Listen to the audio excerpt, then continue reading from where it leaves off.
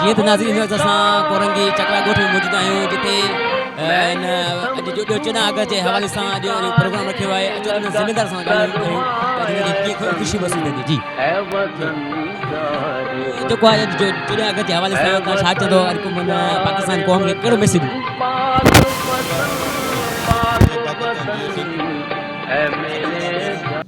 14 अगस्त के हवाले से मैं पूरी पाकिस्तानी कौम के आज़ादी जी जेकी मां मुबारकूं ॾियां थो ऐं इहो जेको असां वचन कयूं था सिंध जा माण्हू जेके बि आहिनि त पाकिस्तान फ़ौज सां गॾु आहिनि, पंहिंजे मुल्क सां गॾु आहिनि ऐं पंहिंजे वतन सां सचा आहिनि ऐं तमामु जेके बि नौजवान दोस्त आहिनि अॼु उहो जज़्बो खणी हिन पंहिंजे मुल्क जो जेको आहे जज़्बो खणी अॼु रोडनि ऐं रस्तनि ते निकिता आहिनि। उन्हनि खे बि मां जज़्ब पेश कयां थो।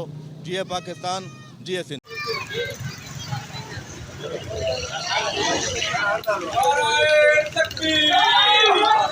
पाकिस्तान का मतलब क्या? पाकिस्तान का मतलब क्या?